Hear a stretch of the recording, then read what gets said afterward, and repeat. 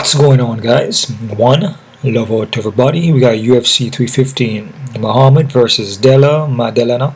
Predictions breakdown here, guys, over there in Montreal, Quebec, Canada. Pay-per-view card. Pretty good matchups on this card. Shevchenko versus Prates. Amazing fight. Similar skill set. 12 fights in the card here, guys. We're not gonna, waste any time. Even though it's infinite time, but just my time. But we're just gonna fly through this real quickly here, guys, but accurately. We also got Holloway versus Aiemann Zahabi. It's a pretty good matchup, and also Alexa Grasso versus Natália Silva, which is the next amazing fight here, guys. All right, so we'll fly through this accurately. Yeah, a couple fights here fell off the card. Well, they really fell off, but they made some changes there. Well, yeah, cards fell off the card too. Like Gilbert Burns versus Michael Morales fell off. And BSD here. Denis versus Joel Alvarez is not going to be happening. It's going to be Benoît Saint Denis versus Kyle Prepolex. Yeah, okay. That guy used to be in UFC way back, but he's going to be a short notice against BSD. Gavin Toko was supposed to fight Jong Yong Lee. Was going to be Daniel Santos now. Alright, so fly through this real quickly here, guys, but accurately, like we usually do. First fight here, we got Brad Katona versus Bekzat Alamankan. And if I mispronounce some names, please forgive me. Alright. Brad Katona here. They switch up the order of the card, so a couple fights here not in the right order, but they switched around. So first fight here, we got Brad, right? Brad is pretty crafty dude, man. Experienced guy, actually. Was on the Tough 31 and actually Tough 27. I believe he won both Toughs. I believe. I could be wrong, but I think he's the only fighter that won both Tough 31 and 27, I believe. I could be wrong about that though. Let's see here. He will mix it up with the striking, but his thing is mostly his wrestling, but he will let the hands go. Experienced guy. He will make this fight a dog fight, and he will look to take you down, man. Crafty dude. Also fighting out of Canada. Like I said, a lot of guys on this card, or some guys are from Canada, so the card is in Canada. So it could be favoritism here if it goes to judges, right? So we see this all the time. So be careful. His opponent here, Bekzat. Bekzat is gonna have 4-inch reach, which is massive. He is, I want to say he's kind of well-rounded, more of a karate status. Quick with the strikes, but he can get taken down though, and that's an issue. Look good against Umar, actually. Kind of hurt Umar in the first round, but just the takedowns from Umar gave him problems. And I watch other fights of his, and he can get taken down, man. So he is well-rounded. Will go for takedowns himself also, but he can get taken down. He's a skilled dude. To me, he looks impressive. Pack power, but can get taken down and can get submitted. I believe he got submitted. I want to say he got submitted one time, but early in his career, right? This is a tricky fight here, guys. With Bekzat, we're going to see him against Umar, and yeah, he looks good against Umar. But it's just not much. He just fought in other organizations, which I check out the other organizations that he was in. He looks decent, but this is UFC, different organization. He fought Umar, he lost. He was just getting ragdolled. He was getting taken down back to back. But like I said, his striking doesn't look bad, and he will also scramble. But I don't know, man. I just feel like there's something in me that feel like Brad is gonna win this fight. I just have that feeling. I could be wrong. Begzad is going to be training out of ATT, American Top Team, which, like I always say about the American Top Team, it's a pretty good camp. They find the strengths in the guys, and they and they build up the strengths, also the weaknesses also, but they also find the weakness in their opponent for them to expose. Which against Brad Katona is not much weakness. With Begzad, I see slight weaknesses, with the takedown. You can take him down, So I'm a slide with Brad Katona here, but I'm not confident in this pick, guys. It's 50-50. I'm not confident in this one at all. Also, next thing to look at too, if you want to look at it in that kind of way, Umar fought Merab, right, and lost to him by decision, and he didn't look good in that fight at all. And Brad also fought Merab, but early in his career, I believe Brad was undefeated at the time. I believe Brad was like 7-0. I could be wrong at the time when he fought Merab. Let's see. So both of them are those guys that fought. They fought Merab. I believe. Yeah, I think Brad Katona was 8-0 at the time, so he took his oath on him, right? And he went to a decision. So this is the thing, man.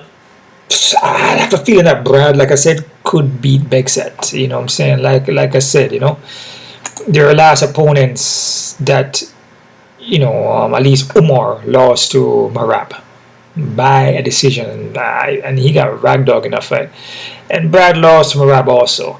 So it's like one of those fights where, it's not good to look at it like that, but at the same time, it's like, this is a fight where it seems like Brad could get a win here. So I'm going to go with Brad Katona. I'm going to say Brad Katona by decision, guys, but like I said, it's 50-50.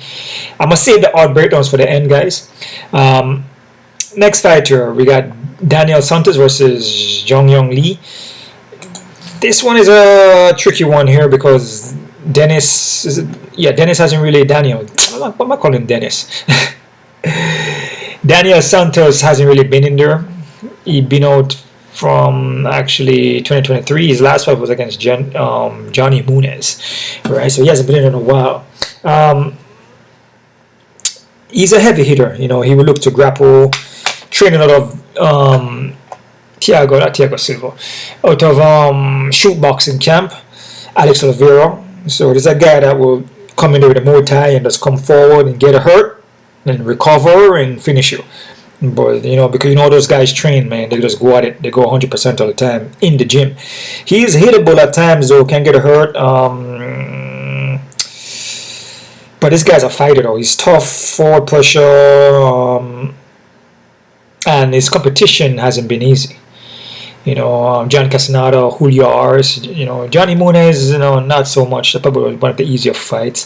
But with his opponent here, let me see here. Give me a second here, guys. I think I was reading the wrong. Stats here, guys. Hold on for a second here. Santos here, he hasn't fought since 2023. I think I did mention that. Diego Lima, I did mention that. Can get hurt on the foot. I did mention that, but he recover, keep forward pressure. So there's a guy that can get hurt, but he recover well. Was supposed to fight Grant. Okay, that's right. He was supposed to fight Grant here, and also Marcos, but I believe he was injured or sick or something like that. But he's well rounded though, and his ground game is pretty good, similar to Charles Oliveira. It's like a mini Charles Oliveira. Lots of forward pressure. This guy keeps the pressure on you, man. Like he's on you, dude. He doesn't stop. He just keep coming forward, man. His opponent here, Lee, though. Lee's coming from that road to UFC, and man, he got knocked out bad by Hamill. Dude. His defense is not good. Striking defense is not good. I mean, this is a guy that seems like he will come in there and just go toe-to-toe with you and just let the hands go and just eat shots. And it's difficult to pick a guy like this. He just seems like the IQ is just not there. He just seems to be a very pressure-forward guy, will let the hands go. but he's hittable. He doesn't have a 3-inch of height and 6-inch of reach, which is massive. But yeah, he will also looks like he will slow down. But he's just, from his last fights against Aiemann, he's just very reckless. You know, just chin up in the air, just toe to toe. And against Daniel, I mean, you don't want to do that because Daniel is a pretty good striker and his ground is pretty good. Could be a little bit of size difference here, so don't forget to check out my which I forgot to mention here, guys. Don't forget to check out the my Patreon account for my face-off predictions, which I'm gonna watch the unbedded and watch the face-offs and weigh-ins for Friday, which is tomorrow. And I'm gonna put that on there, so I may make changes based off the height. Not much of the height. Maybe they, you know, I wouldn't say the height. I would say mostly on the scale. And if they do make weight, mostly, and also the mannerisms, you know, you can tell by the eyes and stuff like that.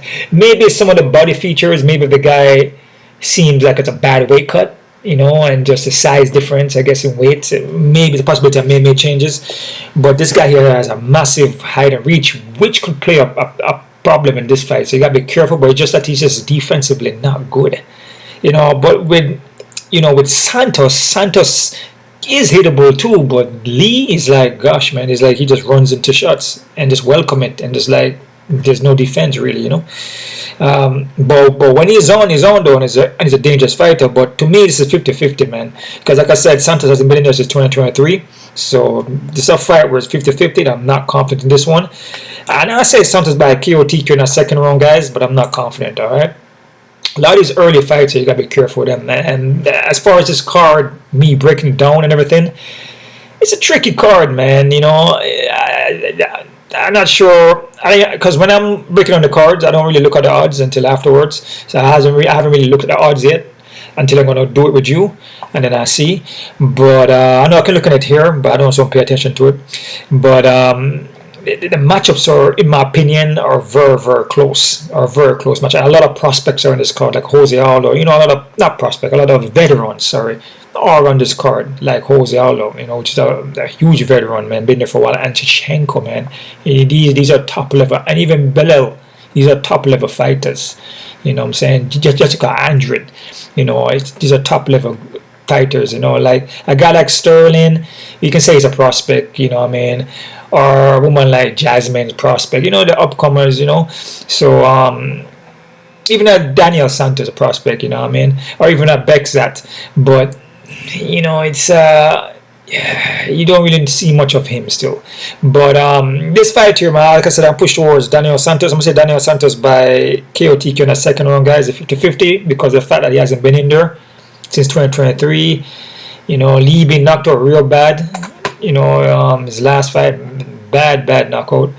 I mean, in my opinion, you know, he got hurt, got hit too many times. The fight could have been stopped, you know, July 20th, 2024. So, you know, a couple months there, almost close to a year. Yeah, we're gonna slide with Santos on that one, but I'm not confident, guys. Next fight, we got Marc-André Barriault versus Bruno Silva. This one here is pretty much a toss-up, guys. This fight here is. It's a fight where I wouldn't, if whatever you're doing with the card, if you're doing for fun, great. Or if you're parlaying, I wouldn't mess around with this too much in a parlay, because it could cause you problems.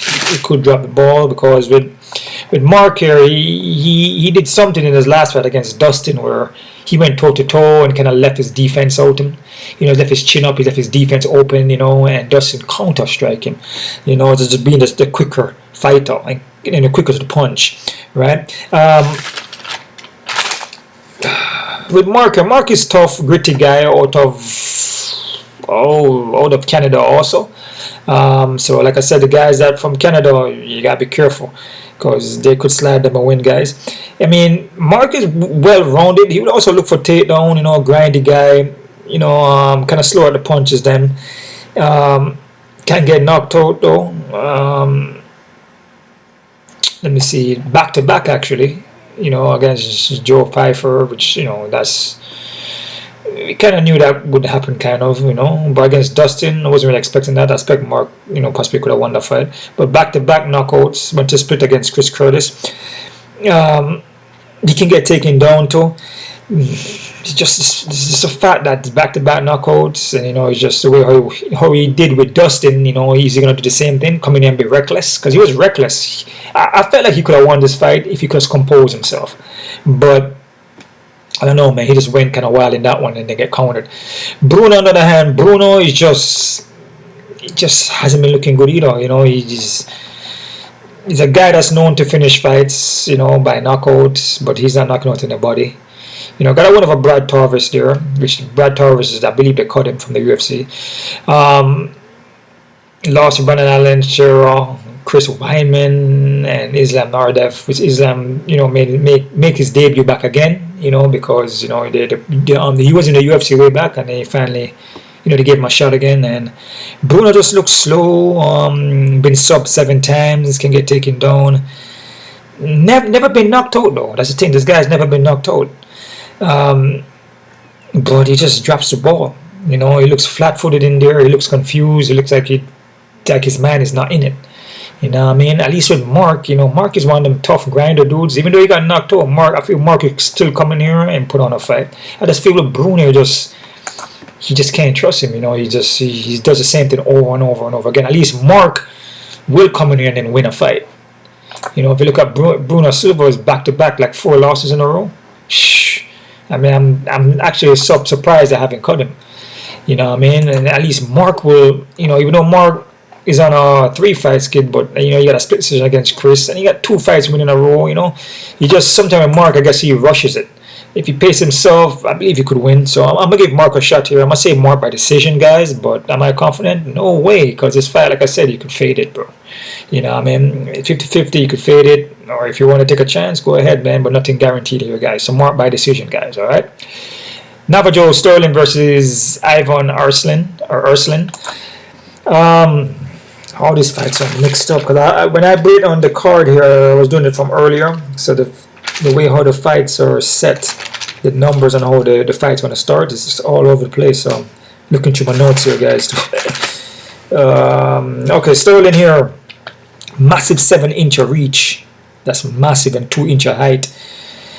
This is going to be his toughest fight, though, because if you look at Ivan is not bad. He's not a bad fighter, right? But Sterling has kickboxing, and I believe he has over 20 odd something kickboxing matches. So, and you can tell, the striking is not bad, right? His ground game is kind of suspect still, but from what I'm seeing, he's been defending, because guys like that sometimes will kickbox, sometimes fast on the in and out movement.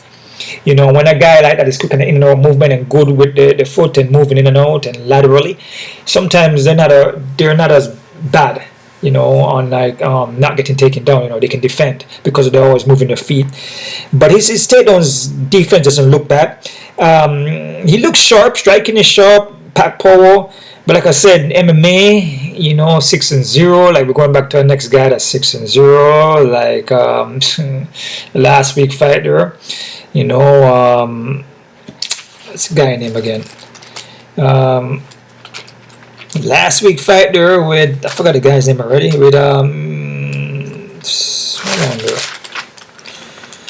Let me see here, guys. Last week fight there with not Bocek. Was it Bocek? I'm saying Bocek. Hold on. Yeah, with Bo Nickel. Yeah, Bocek. Bo Nickel. Yeah, man, that was like I always say, guys. There's sometimes when it comes to the commentary, I'm not gonna mention any names, and people bigging up these guys. Oh man, Bo Nickel is the best wrestler. Like I said, everybody can get defeated. That's just part of the game. And Bo Nickel like 7-0.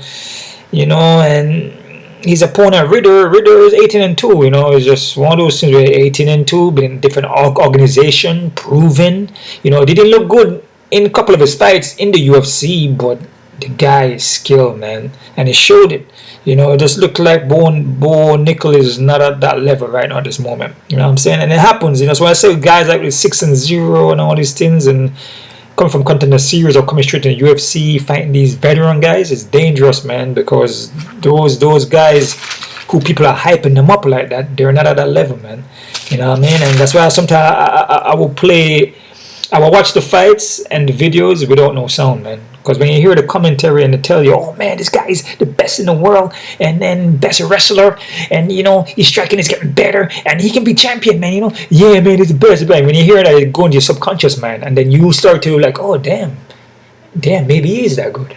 But if you look at his fights, he's not fighting nobody. He doesn't have the experience. You know what I'm saying? And even just by the number of fights, he doesn't have the experience, dude. So you look at Sterling here, is like 6-0, right? And you have 14-4. This could be a similar factor here. You know, this could be a similar thing. But with Sterling, he has kickboxing fights. You know, he has a strong background, right? A strong foundation. With Ivan,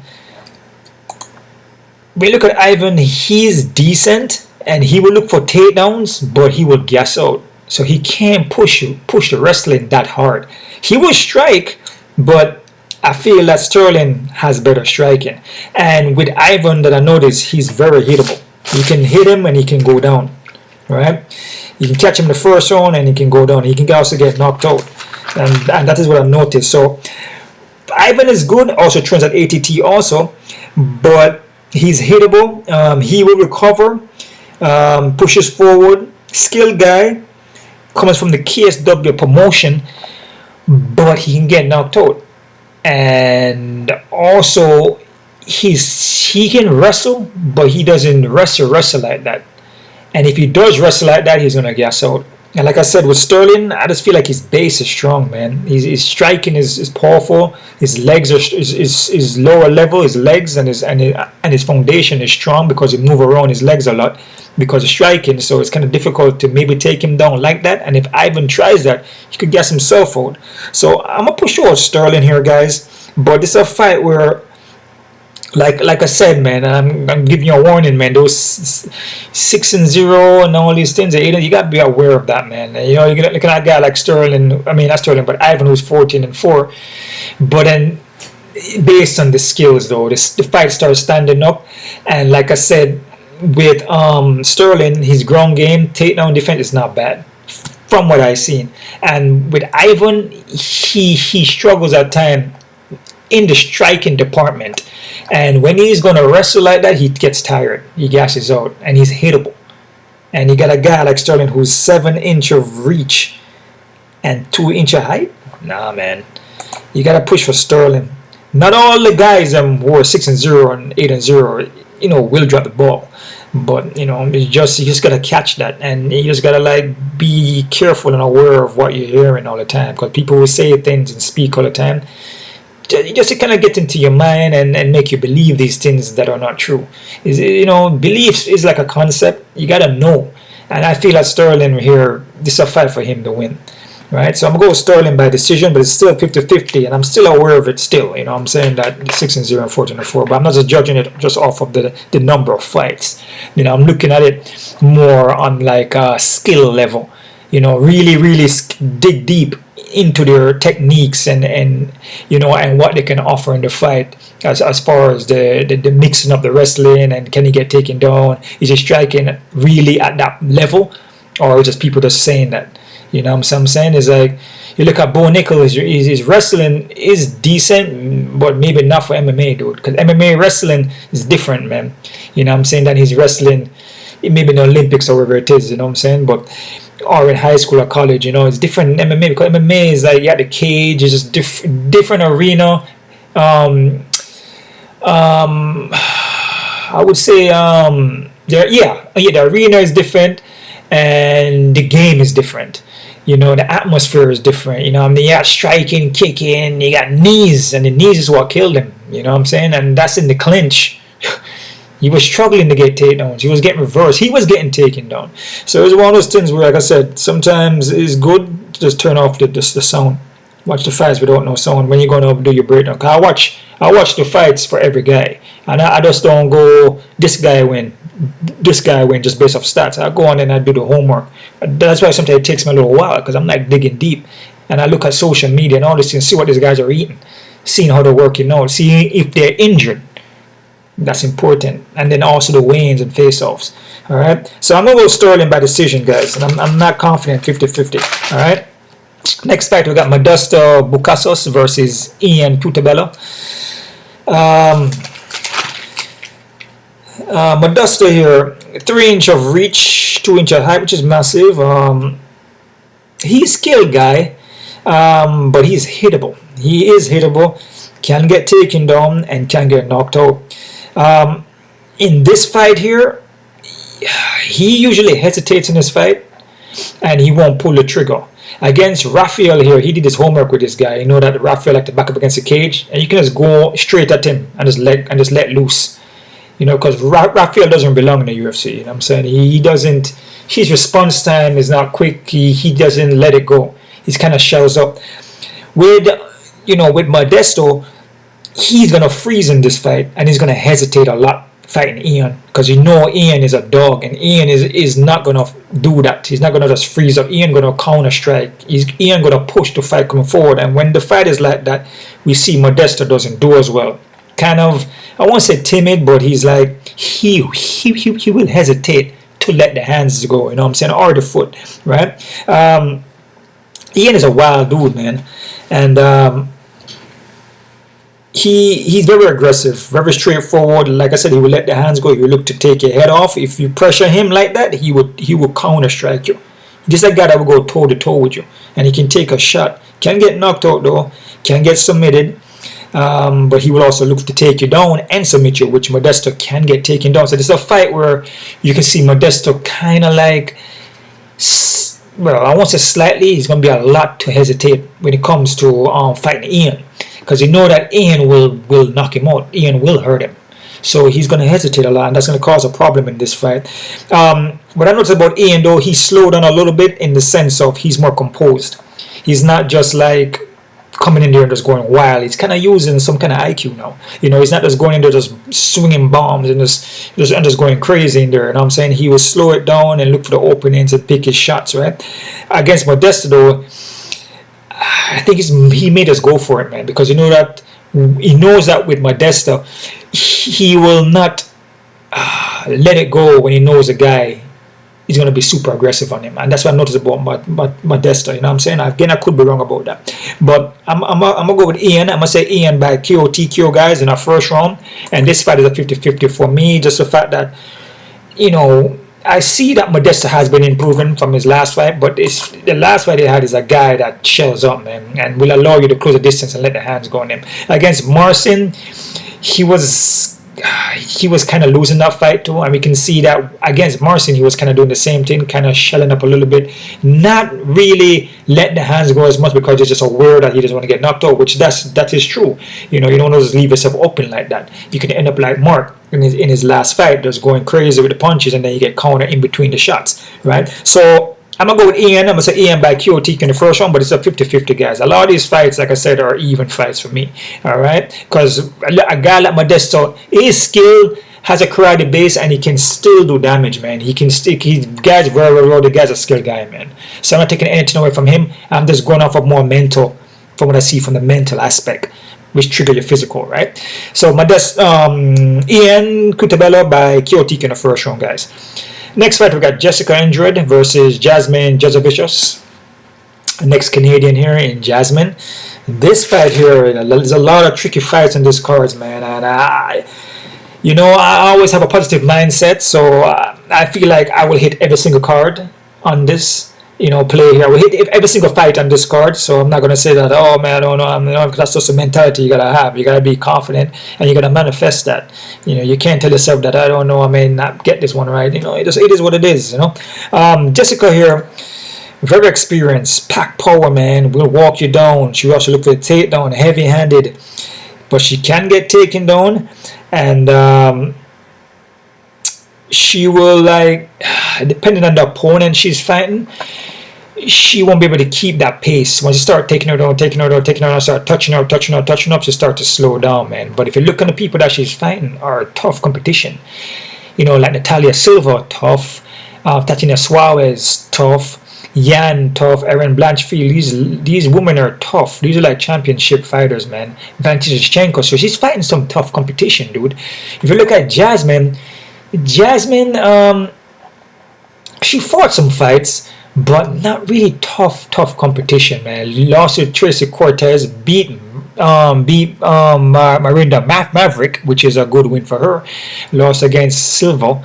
So the experience definitely is on Jessica's side, right? With Jasmine now, Jasmine got 6-inch height, 6-inch reach, which is massive. Zombie, durable, keep coming forward. We're just running to shots, dude. And her striking is kind of suspect at times. You know what I'm saying? She has the punches, she has the kicks and everything. Like, she come forward, but it still needs some work. Or the defense part of it is bad. She runs into shots a lot and gets stunned and get hurt. I don't think she has ever been finished though, but man, she takes a lot of damage to get those takedowns, and her wrestling is her thing, you know what I'm saying? But she's hittable and she's also flat-footed, which plays right into Jessica's games, because Jessica is going to be sprinting forward with overhand punches. And Jasmine, she doesn't use footwork to get to you. She just walks straight at you, which is not good, because Jessica will land some heavy punches on you. So Jasmine gonna eat some shots, man, just to get them takedown. It's one of those fights, man, where again it's an even fight, dude. Because Jessica's experience, the way how Jasmine fight, defensive wise, standing up is not good. Jessica can get taken down, but she's gonna eat some mad shots, and yeah. And also, next thing we're looking at here is Natália Silva fought Jasmine, and Jasmine was getting taken down by Silva and getting ragdogged by the striking, but Natália Silva was moving in and out and more laterally. If you look at Jessica versus Silva, it was more of a challenge for Silva, but Jasmine versus Silva was like an easy win for her. You see what I'm saying? Because, like I said, Silva was taking down Jasmine and just implementing whatever she wanted to do. She was having her way with her with the striking easily. You know what I'm saying? And she was taking down Jasmine. So it's a fight where I can see Jessica landing big old shots and then go for takedowns and ground and pounding and just having her way based off experience, guys. You see? I'm going to go with Jessica here, guys. I mean, I could be wrong. The height and reach could play a factor, and you could see Jasmine maybe in the clinch just throwing knees and elbows and getting takedowns and possibly pull off the win. I could be wrong. As the next Canadian fighter, I don't believe Jasmine has ever lost in Canada. So that's something to look at. Again, it's woman fight, and what we say about woman fight, man, can go either way. So it's one of those things where just like the guys fight, well, not just like it, but similar. But I feel like with the women fights, it has more of a chance of them dropping the ball, all right? So I'm going to go with Jessica here. I'm going to say Jessica by decision, guys. I'm not confident, all right? Next fight, we got Mike Malott versus Charles Radich. Mike here, next Canadian dude here, is well-rounded, he will look to knock you out. I believe he used to have 100% finishing rate. Also look for the submission, but could gas out in the fight. But he started to pace himself. And he paced himself after the Neil Magny fight, which a fight he was winning. But then he was just trying to look for finishes and just be explosive and be like what he did in all his fights here. And until he gassed it out. So it's a guy that's like a first round finisher guy. So he learned to pace himself, and we see that against Trevin guys, just pacing himself, picking his shots, and and just looking, I guess, to go to decision here, right? Charles is the next dude who's explosive. We look to take your head off. Will slow down in a later round. This is the next guy that's a first finisher fight. This is going there and try to finish a fight real quick. Both guys are finishers, man. This fight here, man, is a toss-up, because you got guys like Charles, who's a heavy hitter. You got Mike, both guys are heavy hitters. It's actually a 50-50 fight. From breaking it down. So I'm gonna go with Mike here. I'm gonna say Mike Malott by decision, guys, but I cannot be confident, because again, Charles is a crafty dude too, man, that will go in there and take your head off. So I'm just looking at more the wrestling from Mike, because he will implement the wrestling and kind of slow it down, which he look like he's been slowing in the fight. So I'm gonna go Mike by decision, guys, 50-50. I'm not confident. Next fight, we got BSD versus Kyle Preplex. Oh man, I'm just gonna say Kyle, dude. Kyle Preplex. So BSD here, we know BSD came into UFC, looked real good when he fought the Capoeira. Elisa Keski. Heavy hitter, we look to wrestle, grappling is pretty good, but he's hittable at times and eat a lot of shots. Took a lot of damage though in couple fights, man. You know, his last fight against Dustin Poirier got knocked out nasty in that fight, bad. And against Renat, he took a lot of damage in that fight, bro. A lot of freaking damage he took in that fight, man. He took a lot of damage, man. But I mean, he's still tough, you know. You know, we come in here and then mix it up. You know, he had a lot of tough fights, you know, against Matt Vola, Thiago Mas, Islam Bonfim, Gabriel Marrenda. You know, so he had some tough fights here. The guy that, you know, I kind of felt like they kind of, you know, fed him tough fights too early in his career, I guess. You know, Dustin Poirier. Those are seasoned strikers, man. You know, those guys are tough competition for him. You know, those are championship. I don't think he was ready for it. Even fighting Renato, you know, that's a tough fight for him too. You know what I mean? And I mean, he beat him up. Renato beat him up in that fight bad, man. Can Kyle do the same? I mean, Kyle, you know, he will let the hands go. You know, put pressure on you, but a short notice. And Kyle just been fighting journeyman, dude. 25-29 was his last fight, dude. 11-6. He's fighting journeyman, man. 14-6. You know what I mean? Yeah, I mean, what BSD been doing, dude? He fighting tough competition, dude. Tough competition, and he's winning them. And some he lost, right? So I gotta go with Denis in this one, man. You know what I mean? It's just like this is just based on your competition, man. And Kyle be fighting journeyman, so kind of difficult to go pick Kyle, and even on short notice too. So I got Denis here by submission in the second round. Am I confident?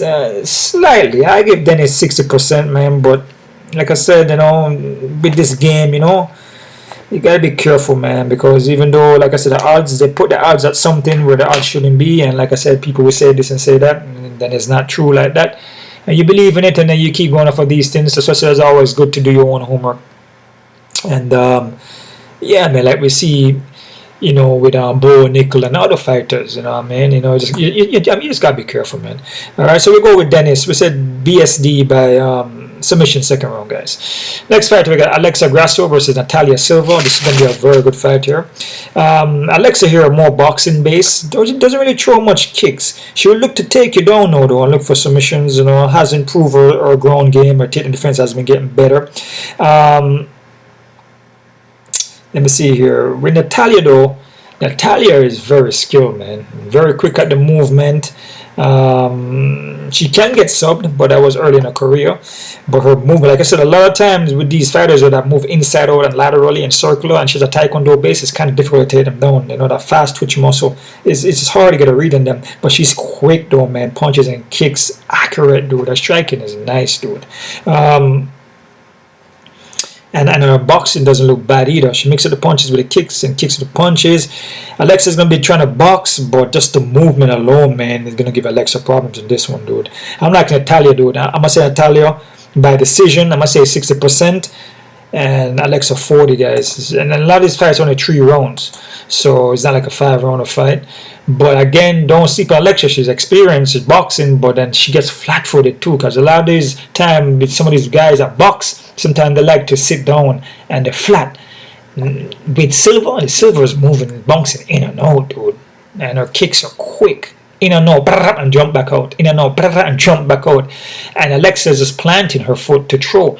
You plant a foot like that, by the time she throw a punch, you know, you see Silva already on the outside, or Silva is on the laterally across from her, or circling around her and landing shots on her. You know what I mean? So, yeah, I like Silva for this one. I'm going to say Silva by decision, guys. All right. Next fight, we got Jose Aldo versus Aiemann Zahabi. This one is the next tricky one here, though, man. With Aldo, man, Aldo is super veteran, very experienced guy, man. Lost to Mario Batista, and I can see why. Before, I thought that, you know, he got robbed. But when I watched the fight, you know, he slowed down. He slowed down in this late second, and then in the third, he didn't do nothing. So, you know, but Batista was just in the clinch, just tying him up and just winning off of just more on the control against the cage and landing little shots here and there. And if you look at Aldo, he wasn't responding much in that third, right? The Jonathan Martinez, he looked good because Jonathan Martinez didn't do nothing. Jonathan Martinez didn't even fight in that fight. He didn't throw no volume. So you can't win a fight if you don't throw nothing. I'm not saying that Jose Aldo is not good. He is, but I just feel that Aldo has declined a little bit here, and doesn't kick much anymore. He's known for his calf, his leg kicks. He doesn't do that anymore. He just mostly want to box. And it makes sense because most of his fights that he had after he retired was all boxing matches. You see what I'm saying? So yeah, it's just one of these fights where he was retired and then he came back, and there's a reason why he retired. So I mean, can Zahabi beat him? Strong possibility, dude. If you look at Zahabi's a very smart fighter, man. He plots a lot, and he's a slow starter in the first round, and he's awkward. His movement is very awkward. But when you look at him, you say, "Damn, man, Jose Aldo gonna just destroy him easily." But he's a plotter, dude, and he's smart, and he will find a way to move in and out and touch you up. And to get a takedown on Aldo may be kind of tricky because Aldo has a very good takedown defense, but that doesn't mean he can't get him down still. But his takedown defense is pretty good. But with Zahabi, he will pace himself and he plots a lot. Slow in the first round because he's trying to get reads on you. And his defense is not bad.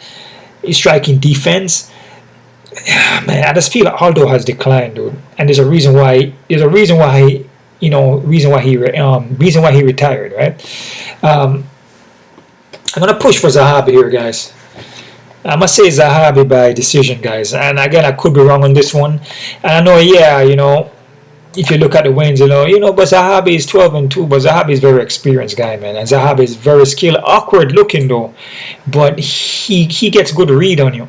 And he plots and he moves in and touch you here, touch you there. He would tie up with you for a little bit and just trying to go off for points. And again, he's from Canada. He's Canadian, eh? So, Aldo I feel has declined. But Aldo is still explosive. But what he's good on, which was his kicking game, he doesn't do that anymore. So he's like coming into this fight mostly just boxing, dude. You know what I'm saying? I'm not saying he can't win like that. But he's known for his strengths. He doesn't use that no more anymore. You can see in all his fights, he's not really kicking like he used to, and that was a big part of his game, dude. I'm gonna go with Zahabi here. I'm gonna say Zahabi by decision, and it's a 50-50, and I'm not confident in that one, guys. Jose Aldo could win. I'm not counting him out, but I just feel like Jose Aldo has missed a step. He's not as he retired, dude, and he came back, and he just doesn't look the same, man. So he don't look good against somebody, Jonathan Martinez, who's not throwing any punches, dude. But once the guys start to pick at you and moving in and out, and just be smart with it, plot in and out and move around, what I'm saying, keep a kind of a pace, it's going to be kind of difficult in that kind of way. So I'm going to go with Zahabi. I say Zahabi by decision, 50-50, guys. Next fight to a co-main event, and this is also for the belt. We got Valentina Shevchenko versus Manon Farad. This is a very, very good matchup, man. Both women are pretty similar in the skill set, with the kickboxing, with the striking, with the martial arts, with the karate. As far as striking goes, we know Valentina Shevchenko is very good at that. The movement, her techniques, her whole fundamental basics are very, very, very good. She is a epitome of a martial artist, dude. I believe she trains every single day, because I train every day too, and I consider myself a martial artist. If you look at her Instagram, she's always throwing kicks similar to what I do.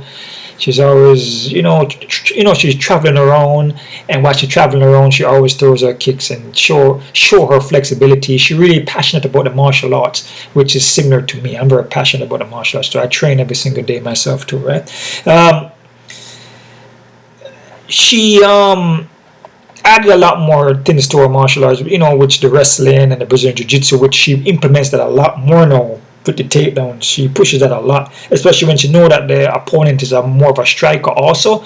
She tend not to want to mix up too much, which I could see a slight decline with her, but a little bit, with her striking, depending on who she matching up with. She may not want to go toe-to-toe with them so much, I don't know why, but it is what it is. She just seemed like the bounce is not as the because she usually bounces in there, and off the bounce is where she implements her techniques, her kicks and punches. She still bounces, but sometimes you can tell that it's just the bounce is not there as much, which is a slight decline. So she resort a lot more to the wrestling. All right, with Manon Farad here, Manon Farad is skill, right? But we're looking at Shevchenko, who is like champion, dude, and been champion for a while, lost the belt and got it back and barely lost. She lost Alexa, went to a decision because she got submitted, which she can't get submitted. Amanda Nunes twice, and that's it, dude. I mean, oh yeah, hold on there. Lost to Liz Carmouche, but a lot of Muay Thai fights here and there. But that's like early in her career, right? But she doesn't really lose to nobody, bro. 24-4, so she's like top level. This is like top level. Like this is like Amanda Nunes. This is top. Like I told you before, if it's a woman fight and it's Valentina Shevchenko, Amanda is a top fighter. Alexa got a submission on her, but Valentina Shevchenko went back and just beat her and dominate her, right? She got put in some little bit of situation here and there, but she pulled through, right? With Farad, I don't know. When I watch her strike, sometimes she can get flat-footed at times, and she's kind of hittable at times, right? And the ground game is still kind of suspect to me, even though with Erin was unable to take her down. Then she was taking on Erin, which was like, oh wow. So she does have strength advantage, and she is skilled, and the techniques are pretty good, like Shevchenko, as far as the striking.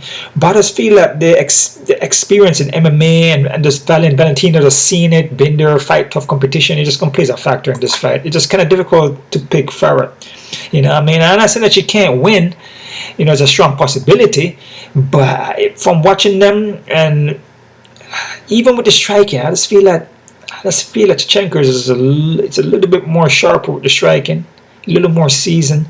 And like I said, Farad is still a seasoned fighter too with the striking, but I just feel that Shevchenko does it a little bit more better. And then also a big thing is wrestling. And I feel Shevchenko been training the wrestling very, very, very hard, man. She's pushing it very, very hard. And like I said, Farad, her takedown defense seems to be getting better, and it looks good. But against who though? You see, I'm saying Erin.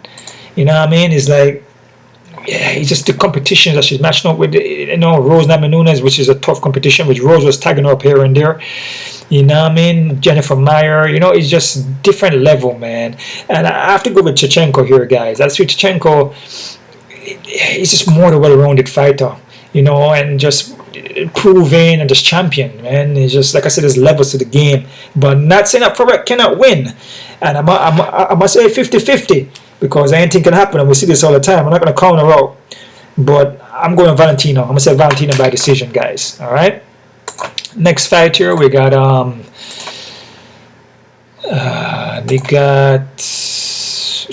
Belal Muhammad versus Jack Maddalena.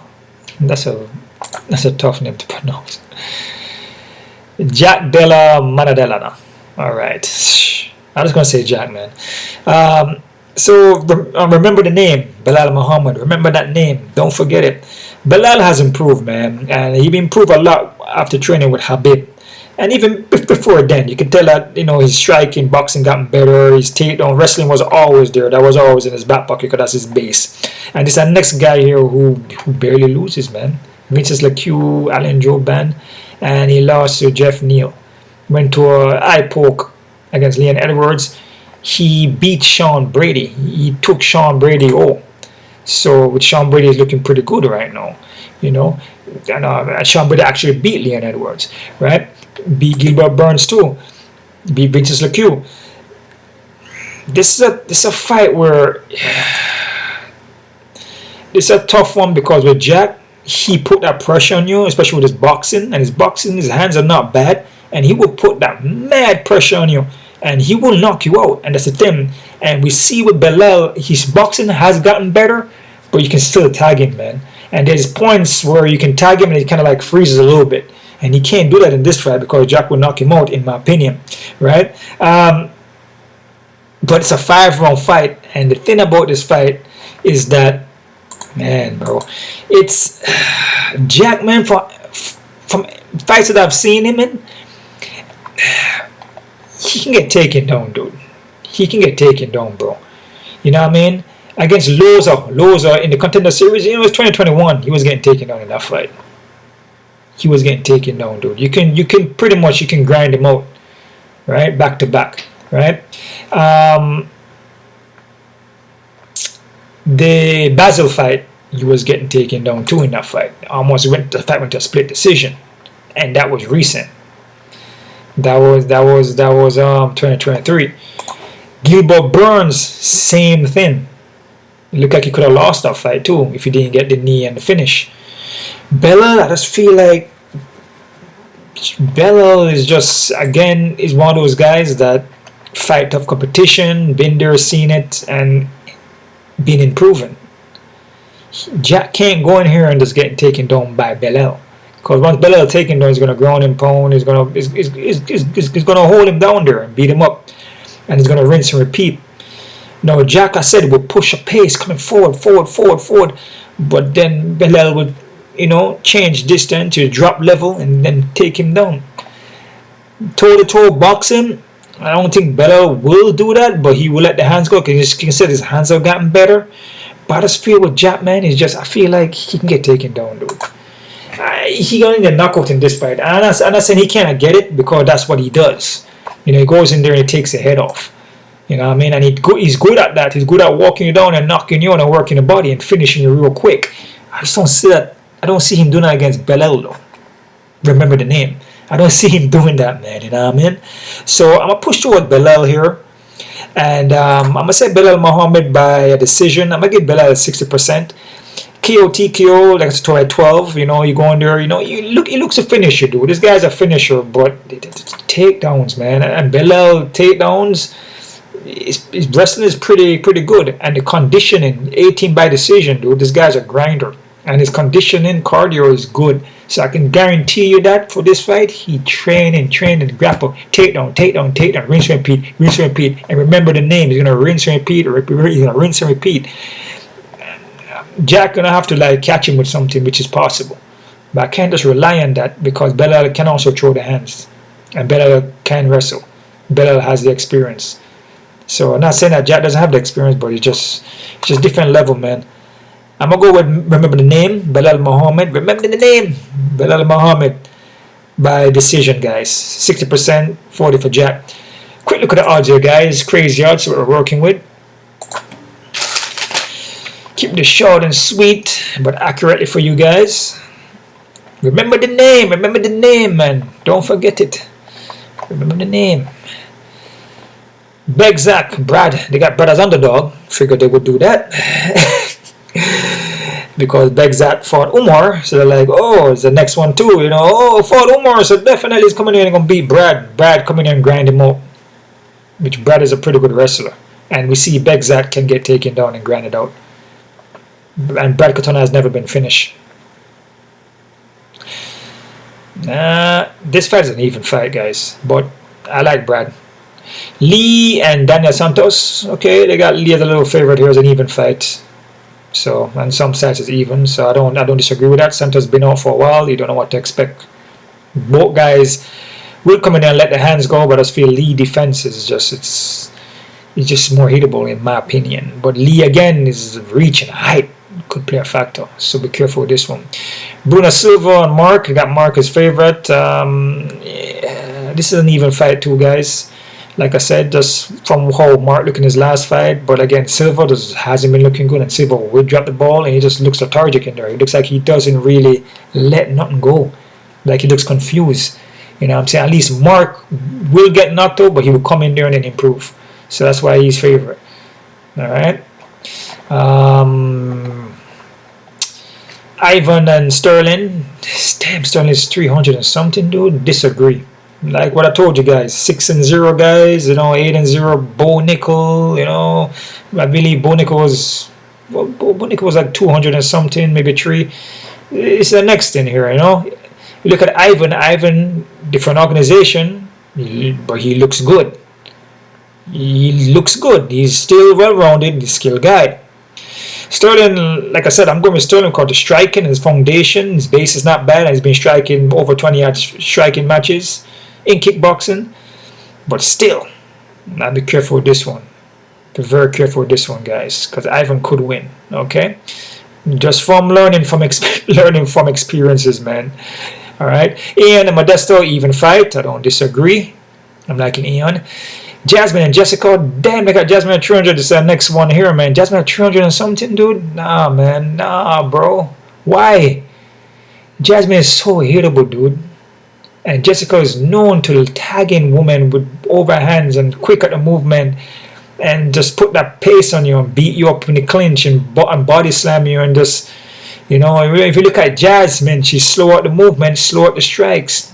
Yeah, they're going to have the reach and height, but 300 and something? Nah, man.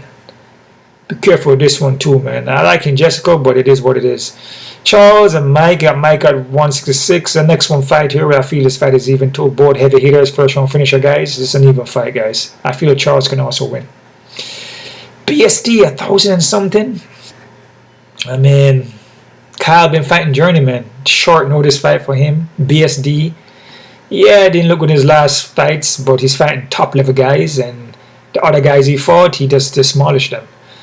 You know what I'm saying? So he just demolished the other guys he fought, you know, and just, you know, just didn't look good in his last performances, but those guys he fought were high level guys. Kyle been fighting journeyman and haven't been in the UFC, you know, it's short notice. Me personally, I wouldn't mess around with it at all because there's no reason to. Alright, you can go maybe prop, but you can go submission. I said submission by BSD in the second round. You can do that. But other than that, there is no reason. Natália Silva 200 and something. Alexa, can Alexa win this fight? Possibility she can, but man, it's just the footwork, the movement, the sickness of Natália. It's all around game. Unless Natália slows down and just get flat-footed and just sit in front of Alexa, then possibility then. Because you're trading punch or punch and you're not moving. But if Silva does what she does, like she does in the other fight, she should win. Jose Aldo 200 and something. Damn, Zahabi underdog. I don't know, man. I mean, like I said, I'm taking entertainment from Jose Aldo, you know, veteran guy, skill, but I believe he missed a couple of steps, man. And he's not doing what he used to do anymore. The big parts of his game, he's not implementing it no more, and hasn't been. So, and a guy like Zahabi, he has nothing to lose in this fight, and he's in Canada, in hometown. He has nothing to lose. He's hungry for this. He's more motivated than Jose Aldo for this fight. Believe me on that, bro. You know what I mean? He has something to prove more. You know, so I'm liking Zahabi. Odds, hey, you want to put Aldo as a high, you know, Aldo is a veteran, you know. The guy been champion, you know, but I just feel like he has declined, though. I'm going with Zahabi on that one, but it is what it is. Maran Farrat and Valentina as an underdog? The hell? Ah, man. I can see it being close fight, but I wouldn't have Valentina as an underdog, dude. Valentina has missed a step a little bit, but it's not to a point where, you know, like a Jose Aldo, you know, because Valentina will go for wrestling and she will get the takedown. I believe she will take the Marion. You know, she will take the Manin. You know, she will get the takedown on her. I feel like she will. And yeah, I mean, Farrat will come in there and let the hands go. Like again, Farrat don't have nothing to lose either. You know what I'm saying? Because more pressure is on Shevchenko to keep the belt. You know what I'm saying? So, you know, it's just one of those things where, like I said, it's an even fight. I do have it as even. So, you know, I did say even. But Valentina's underdog, though. So that means that Farrat is going to be favorite? I don't know about that. You know what I mean? So I would say even fight. Belal is favorite. I don't disagree with that. I feel Belal just has more ways to win than what Jack has. Jack gonna look for knockout, but Belal will grind for takedowns, which Jack can get taken down. So unless Jack improve massively with his takedown defense, I don't know, man. The fights that I see, even up to his last fight, he's been getting taken down. So that's it right there, guys. Don't forget to subscribe to my channel. Hit the thumbs up button. Check out Wayne Gitchy and my other channel for more health and wellness, more exercises. You're trying to lose weight, or you have maybe some imbalances. Not saying I'm a doctor, but I may can help you with that. Just all around health and wellness. And also, you can donate to my PayPal account, or links are down below, and also check out the Patreon account for all the face-up prediction and prop plays and all that good stuff. All right, guys, one love out to everybody. Keep it positive, always positive mindset, man. You know, I can always say, man, I know it's difficult at times, and I'll be honest with you, it can be difficult to show love. It can be, because it seems right now in the world that we're living in is like seem more easy to hate on people and bash them and tear them apart. And that's the thing. Even with the whole social media thing and writing comments, it's easy to be a little, you know, be a keyboard warrior and just diss up people and just, you know, and just tear them apart. And a lot of people are just looking into the comments now to see what the person is going to say based on the video.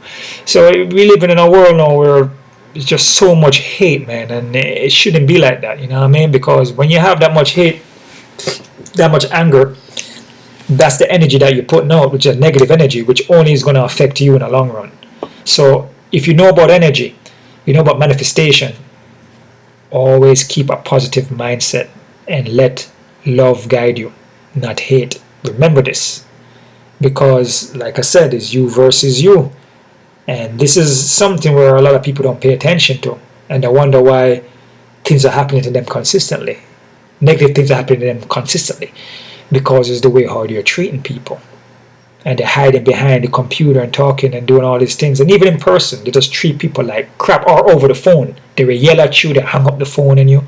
But when you see them in person, they want to be nice. You know?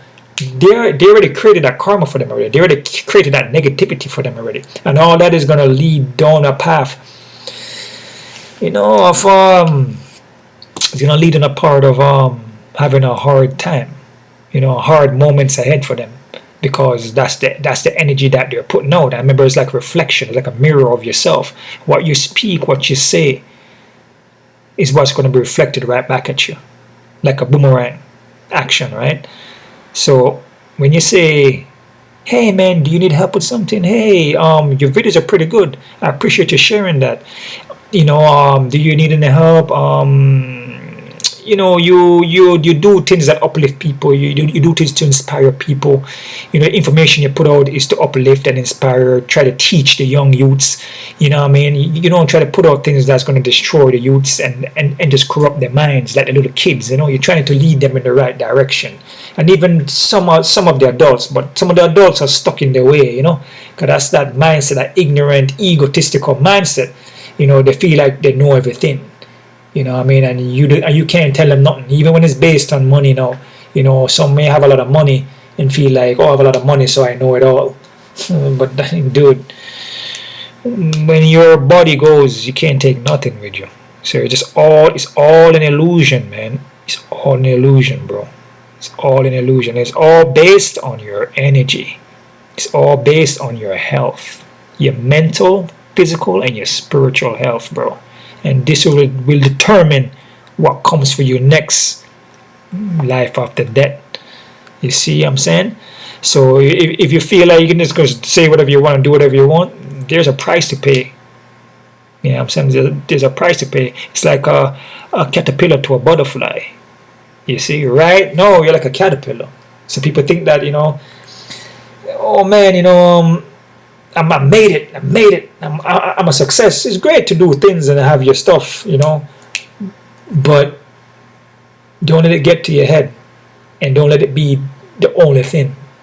You know what I'm saying? Understand that you need to take care of your health. You need to treat people with love and respect, because if you want that same energy towards you, that's the energy that you're going to put out. So what you want to see in the world is what you need to put out there. If you want to see corruption and thieves and criminals and killing and raping and all these things and treat people like crap, then you keep being negative, and that's what you're going to get. I don't want to see that. I want to see love. I want to be loved. I want to be respected. You know, I want honesty. I don't want fake people around me. which there's a lot of fake people out there. I'm just saying. So there's moments where I like to just be by myself, and I just don't want to bear on anybody, because sometimes in this world we live in, it's difficult to trust people, because a lot of people just want to bear on you because they want something. You know what I'm saying? They want to probably pick your brain. They want to take what you got, or for money, and once they get it, they run off, and then they forget about you because they don't need you no more. You know, it's like, oh, I'm gonna move to the next person, you know, because he's just expendable. Go to the next person now and then do the same thing. You know, just greedy. But all that is just illusion, and at the end of the day, man, you know, it's just an experience you're having, and the experience is based on love and harmony, energy, positive energy, right? That's it right there, guys. Just sharing that with you, you know, just to inspire, and you guys keep on kicking. One love. Us.